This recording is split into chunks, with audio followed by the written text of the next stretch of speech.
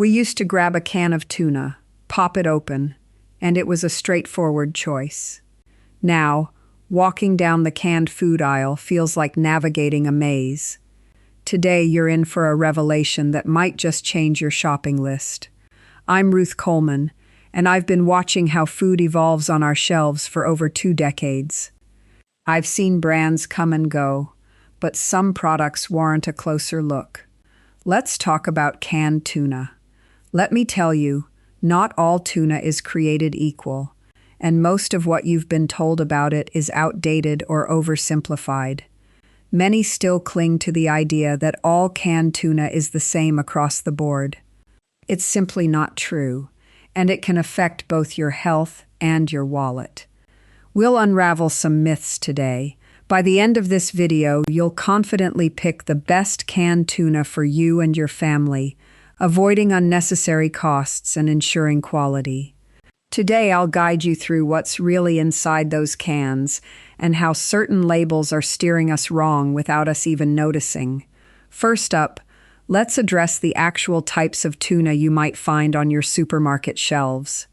Among those little cans, you'll typically see terms like chunk light or solid white. But do you know what they actually mean? Not all tuna comes from the same species, and these terms indicate significant differences. Grab your phones, because right now, you'll see a QR code on the left side of the screen. By opening your camera app and scanning it, you can access our guide for more in-depth answers and steps that this short video can only touch on. This same code now stays pinned in the top right corner of the screen, so you can grab it anytime while watching. Now, back to the tuna. Solid white usually comes from Albacore tuna, while chunk light is made up of skipjack tuna. Each has a different taste and texture, influencing your dish's flavor.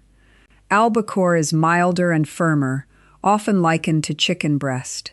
Skipjack has a stronger fish taste and darker color, usually preferred for casseroles or salads. Albacore tuna, also known as Thunas a la lunga, is often found in the Pacific Ocean and is widely fished due to its desirable taste and texture. In 2019, the United States alone imported over 320,000 metric tons of tuna, with Albacore making up a significant portion of this haul. Consumers appreciate its versatility, as it pairs well with dishes such as tuna melts and is a staple in many American households. The firm, light meat allows for a cleaner taste that doesn't overwhelm other ingredients, making it a highly sought-after variety. In contrast, skipjack tuna, or Katsuonus pelamis, dominates the canned tuna market globally.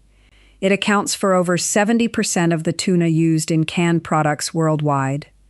This variety is typically sourced from the tropical waters of the Indian and Pacific Oceans. Skipjack's stronger, bolder taste lends itself well to richly flavored dishes. It's used in well-loved recipes like niçoise salad and rice bowls. In countries like Japan, a version of skipjack known as katsuobushi is dried, fermented, and used as a flavoring in traditional dishes. These variations mean that understanding your culinary needs is crucial to selecting the right type of tuna. Next, let's talk about mercury levels. It's a hot topic, especially for those watching their intake due to health reasons. Many are advised to steer clear of albacore varieties due to higher mercury content compared to skipjack. That's something worth thinking about, isn't it? Mercury contamination is a byproduct of global industrial activities. Mercury levels in the ocean have risen, affecting the marine food chain. According to a 2017 study by the United Nations Food and Agriculture Organization, certain predatory fish, like albacore, accumulate more mercury than smaller fish like skipjack. This is due to bioaccumulation, where mercury levels build up over time as the tuna feeds on smaller fish that also contain mercury. The U.S. Food and Drug Administration recommends that adults limit consumption of albacore to no more than 3 6-ounce servings a month, due to its higher mercury content. Pregnant women and young children should be even more cautious, considering the potential impacts on neurological development. However, skipjack's lower position in the food chain results in mercury levels that are generally considered safer, allowing for more frequent consumption. You might feel overwhelmed with these choices, but there's more to know. You're only getting a taste of what this guide offers. The full spectrum of answer awaits in our downloadable guide, and it's easy to access. Just pull out your camera app and scan that QR code still up there in the top right corner. Let's tackle another common misconception, the idea that dolphin-safe is just a sticker slapped onto every can. It's essential to understand what it guarantees, that the methods used to catch this tuna avoid harming dolphins. Still, it doesn't completely ensure ethical fishing practices overall. The dolphin-safe label originated in the 1990s after public outcry regarding the impact of tuna fishing on dolphin populations. The Dolphin Protection Consumer Information Act of 1990 led to the establishment of standards that fishing companies must adhere to in order to use the label. However, while the label ensures dolphins aren't intentionally caught or killed during tuna fishing, it doesn't address other sustainability concerns, such as overfishing or the effects on bycatch species like sharks, sea turtles, and seabirds. Organizations like Earth Island Institute monitor compliance, but enforcement varies globally. Some brands, like Wild Planet and Safe Catch, go beyond this basic standard by focusing on comprehensive environmental impacts, including zero tolerance for bycatch and commitment to sustainable sourcing practices. Stay tuned for an enlightening look at better choices that might not break the bank. Dolphin-safe labels point us toward brands that are at least trying to follow more sustainable methods. That's a part of our responsibility as consumers to be aware of ethical choices when we can. Have you heard folks say, "It's all about the canning process. The fish doesn't matter"? Well, knowing how tuna's processed helps distinguish quality products from lesser ones. Processing affects taste and nutrition level, so let's dive into that a bit. The canning process for tuna typically involves cooking, cooling, cleaning, and packing. High nutrition brands often opt for single cooking at the canning locations, preserving more nutrients compared to double-cooked methods, where tuna is first cooked to remove skin and bones, then cooked again inside the can. Brands like Ortiz and American Tuna pride themselves on these one-time cook methods, thus preserving natural oils and enhancing the flavor profile of their product. Consumers report the difference in taste and texture is quite noticeable, less dry, more tender, and a rich, natural flavor that doesn't require additional seasoning. Tuna's often pre-cooked before canning, which does affect freshness. Brands that can tuna raw and then cook it just once during sterilization might deliver better flavor and nutrition retention. Isn't that reason enough to look beyond the label next time? In my experience, taking a closer look at shelf-stable foods can lead you to smarter buys, fewer fillings and unnecessary preservatives. Many folks overlook what they put on their pantry shelves and the importance of understanding food labels. If you'd like more insights into navigating these waters, both literal and metaphorical, remember, that guide is sitting there in the top right corner, ready to give you in-depth analysis on how these products stack up against each other. Another consideration is additives. Some brands add water or oil to tuna, but the real thing to watch for is the sodium content. Water-packed tuna generally has lower sodium compared to oil-packed. Are you watching your salt intake? Then that's a crucial point for you. Sodium levels in canned tuna can vary widely. Oil-packed varieties tend to have higher sodium levels to help preserve the fish and add flavor. A can of oil-packed tuna can contain upwards of 300 milligrams of sodium per serving.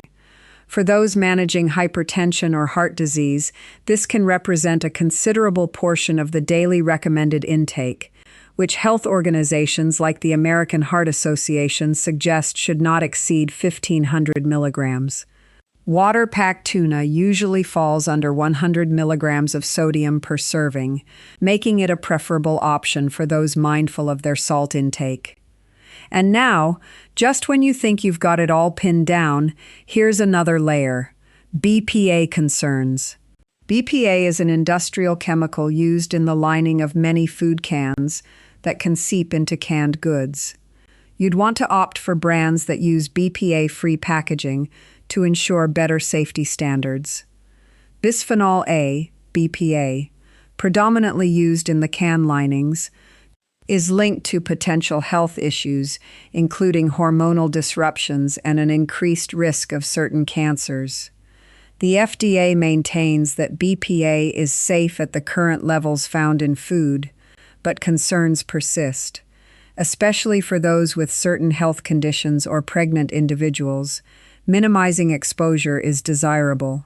As of 2020, about 87% of North American manufacturing of food cans has transitioned to non-BPA linings. Brands like Crown Prince and Natural Sea have taken steps to ensure their products are BPA-free, catering to the growing consumer demand for safer packaging. Before we wrap, there's another aspect of this discussion: sustainability and responsible sourcing. Nowadays, brands are pushed to disclose their fish sourcing practices. It may not always be perfect, but consumers have a right to these details. Sustainability has become a buzzword, prompting companies to adopt more transparent practices.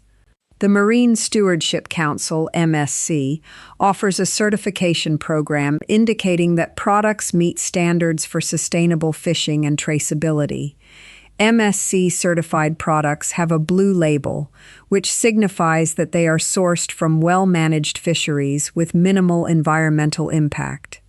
For example, brands like Bumblebee and Starkist have committed to sustainable sourcing initiatives and are working toward using 100% pole-in-line caught or fish aggregating device, FAD, free methods by 2025. If you find yourself wanting a broader understanding to make these judgments confidently, remember to snag that guide. Open the camera app, scan the code in the top right corner, and uncover the depth of information this video only scratches. So, what have we discussed here today? We've taken a hard look at the different types of tuna, mercury levels, processing practices, additives, and ethical concerns, all leading us to smarter, more informed choices. You'll understand what goes into those cans beyond just the label. If you've stuck with me, you're already that informed shopper who can sift quality from quantity, never overpaying again. I'd love to hear your personal experiences or family traditions related to choosing canned tuna. Drop them in the comments below. Don't forget, if you want that deep dive, you can open your camera app, scan the top right corner, and unlock more. Once you see it, you'll know exactly how to tackle your next shopping trip and be the wise consumer who knows what's really worth your money. Thank you for sharing your time with me today. There's always more to learn in the kitchen, so consider subscribing to stay in the loop with our latest insights. And speaking of learning, I've got another video lined up that'll teach you all about spices our grandparents used that seem to have vanished. Until next time, head over to the top right corner for the guide, filled with the deeper answers this video only touches on. I'm Ruth Coleman, and I'm always here to keep things clear and simple.